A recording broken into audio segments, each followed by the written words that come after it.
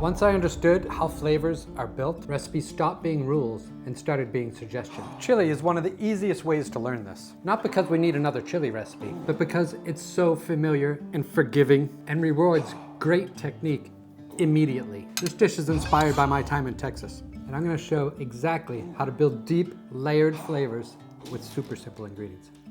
I'm gonna build this in stages, and the first stage is building the foundation. So we're gonna jam on this. So I have some chile guajillos, some ancho chilies. These are going right in the pan.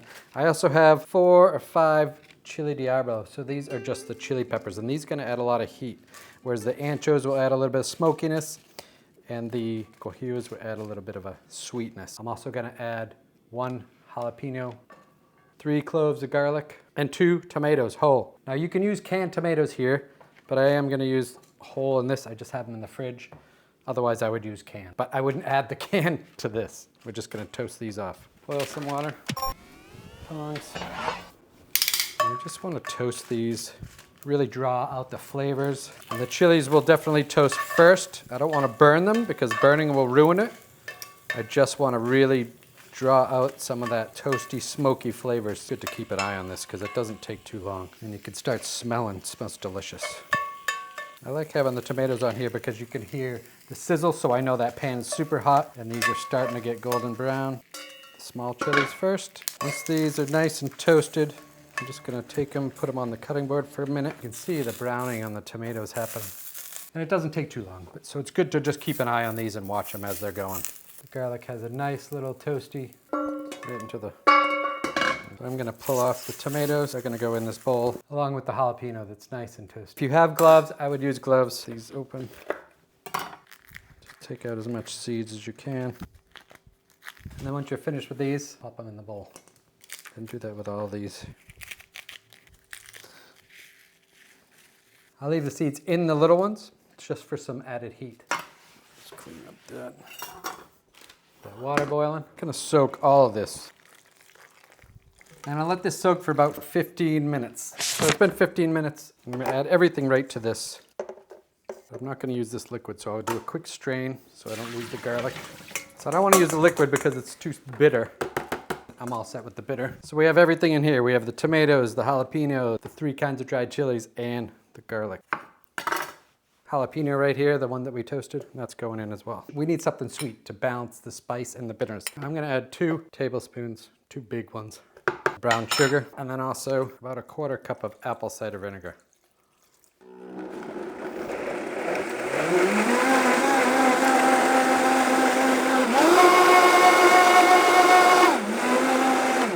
Great. This looks super deep red and delicious. Awesome. Such a cool color. I'm gonna taste that. Yum. Yum, and it's not that spicy.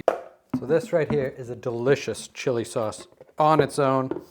You can just see, look at how deep and red that color is. It's so gorgeous. And I'm just gonna add a little bit of water just to get the rest of it out and not waste any. Beautiful. Yum.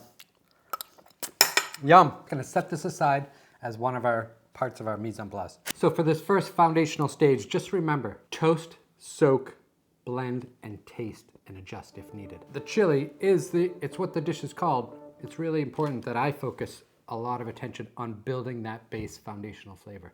It just makes the whole dish. All right, next step, I'm gonna build the spice dumps. So in Texas, when you're making chili, they call them spice dumps. So you do them in 2 different stages. And we'll do the first one, which is the first spice dump. 1 tablespoon of granulated onion, 1 tablespoon of granulated garlic, teaspoon of smoked paprika, 1 teaspoon of chili powder. I'm gonna set that aside right there. For this second spice dump, 2 tablespoons of organic cacao powder. I'm gonna do 2 good-sized tablespoons of cumin, 1 tablespoon of oregano, 2 bay leaves. So this is gonna be our second spice dump to keep those separated. And then there's also gonna be salt and pepper, but I'll add that to taste more towards the end. For the veg prep, I'm gonna use 2 onions. I'm gonna put a nice small dice on these.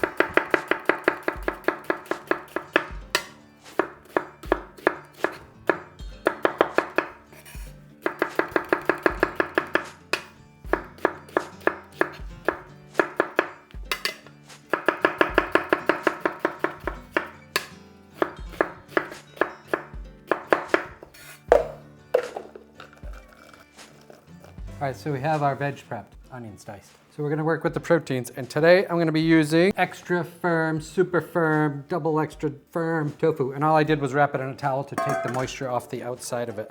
And so we have some tempeh here, just one block. So these are 16 ounces, and this is 8 ounces of tempeh. And I'm just gonna rough break these up, not too much. In chili, what matters is the chew, richness, and how the protein can carry the spices. And these do all three. Break it up into semi-large chunks, just to get it broken. And we'll go from there. This is gonna give us a really nice texture, especially the combination of these two. Just for the contrast, just like you'd use different cuts of meat. So I just happen to have a couple king oyster mushrooms in the fridge. Now this is optional, you don't have to use it, but I do want it for the texture. So I'm just gonna rip these up into somewhat shreddy size pieces, just with my hands. Just pull it apart. This one, I don't like the bottom of that. The bottom's coming off. Scrumple it up and just pull it apart. It's gonna offer more texture. There's no compromise with this. We're gonna use the same pan, and we're gonna get that hot. I'm gonna add probably about 4 tablespoons of oil, and that's just gonna go on the bottom. As soon as that starts to get hot, I'm just gonna add this right to it. All the tofu and the tempeh. So 3 things we're trying to do with this. We're gonna brown or caramelize it, cook out the moisture, and then we're gonna be adding flavor and color to it. One of the big differences with this and meat is there's no fat that's in it, so I need to add that fat to help along with the cooking and the searing, but also just for the texture and the mouthfeel and the flavor carrier. That carries flavor. And so I will periodically add a little bit of oil to the edge of the pan.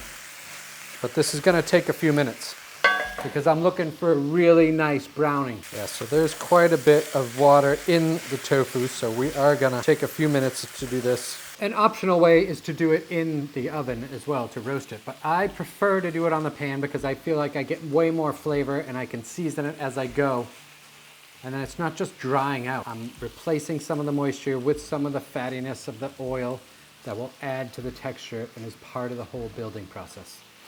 Yes, you can totally do this whole food, plant-based, no oil, no sugar, no salt kind of style. No problem. But I'm gonna take my time and be patient and brown this just like I was browning a couple pounds of ground beef. It does definitely take a few minutes, so don't skip out on this part because you are totally building those caramelized flavors. And we're about halfway through here. It's no different than cooking with meat. So here's where I'm gonna add a little bit of salt. So maybe a teaspoon of salt here, just on top, just to taste. And then a good sized pinch of black pepper. And we'll stir that in. Now it's starting to get some nice crispy edges. Exactly what we're looking for. Now do not be afraid to add oil to this. Because remember, we're starting with no fat in any of this, so we have to add that in. It's looking really good. What I'm gonna do is create a little middle, and then I'm gonna add about 3 tablespoons, maybe 4, of tomato paste. Stir that in. Fry off that tomato paste and cook and brown the tofu. Might add a little bit more oil to this part. I wanna keep this as true to the dish as possible. I am in Texas. I don't want to get any shit for not cooking it correctly. I'm going to be adding beans. It's just a protein swap. And if you don't eat animals, or if you're trying to eat less, this is great. Now we're going to fry this for a good 5 more minutes. I like the savory notes of the tomato. So this part is probably going to take the longest and require the most patience because we want to brown this off correctly. Otherwise, you can stop it at any moment, but I don't want to taste tofu in a chili.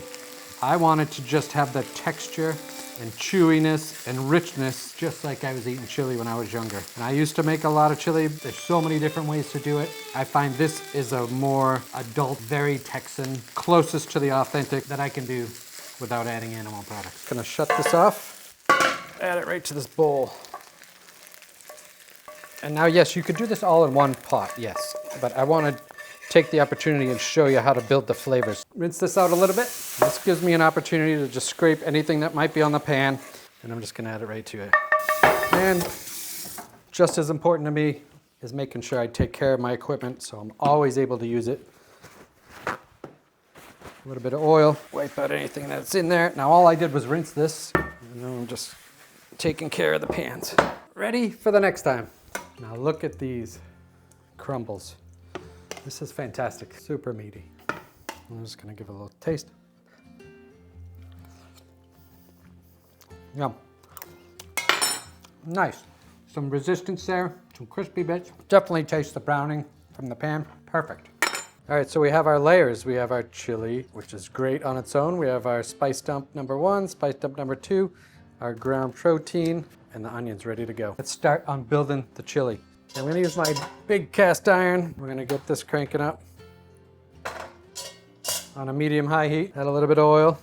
As soon as that gets hot, I'm gonna add my onions. I'm just gonna saute these for a couple minutes just to make them translucent, cook down a little bit. I might add a pinch of salt to this and a pinch of black pepper.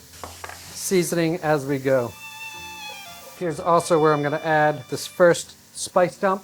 Add that whole thing right to it. Bloom those spices. Just give them a nice little heat, wake them up a little bit, reinvigorate them. As soon as I feel like they're starting to stick to the bottom of the pan, I'm gonna add the ground protein. We'll just stir that in. And I'll cook this for a couple minutes here before adding anything else, just to blend these flavors in. Now remember, the orders do matter how you build the chili if you want to make it as authentic and traditional as possible. I'm going to be adding the chili sauce. Yum. Oh yeah. Man, that's nice. And now I'm just going to coat everything. So I am going to be adding beans. So I'm going to use 3 different kinds. I'm going to use pinto, kidney, and black beans. I'm gonna add it with the juice this time, so don't have to waste that extra flavor and protein, and black beans. Now you could easily do this without the beans. It's already gonna be super meaty with the proteins that we have in there. And I'm just gonna stir that in. What I wanna do is add some broth. So this is a veggie broth, no chicken broth. It's the Knorr. I just dissolved a tablespoon in with a quart of water. And so we're gonna add this. Now I'm gonna bring it up to a simmer and let it cook for 30 minutes. And that's gonna start developing all kinds of good flavors. All right, this has been going very nicely. Been stirring it frequently. It smells delicious. Just gonna give it a quick taste so we know. Wow, it's really developing nicely. It's exactly what we're looking for. And now I'm gonna add the second spice dump, and this is with the cumin, 2 bay leaves, and the cacao powder. Stir that in. Chocolate powder is really gonna give it a nice depth and just add as we're going, just building flavors. Let this simmer again for another 30 minutes. If you had a slow cooker, you could easily do it on a slow cooker, crock pot. You could cook this all day, 3, 4, or 5 hours, whatever you want. Okay, we've been simmering for a while, and I have stirred it a few times. This is looking delicious, nice and thick. I'm not gonna have to thicken it. If you do need to thicken it at all, you could use a little bit of masa and water, kind of like cornstarch and water, but use masa, maybe like a tablespoon or 2. I'm happy with the way this is. It looks delicious, it looks beautiful. Now I'm gonna taste and adjust if I need to. Yum. That's where you can add a little bit more salt, a little black pepper. It just tastes very grown up. This is much more mature. Not that I'm mature, but much more adult flavors. Super delicious. Of course, kids would like it, but it's just much more complex. And yeah, the chilies, the flavoring, the layering, the browning of the protein, so good.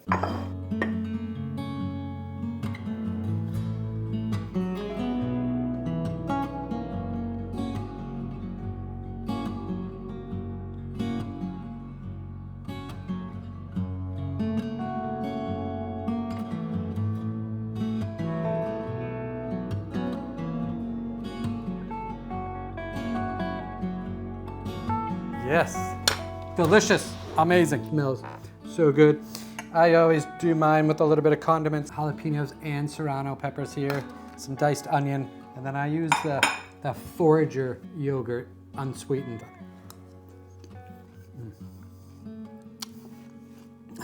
It just makes me happy to have really delicious, delicious food. So I did go out and buy a bunch of Fritos so I could make a Frito pie. Why not? There's so many ways to serve this, whether you're doing with tortillas, with Fritos. I'll add a little bit more onion.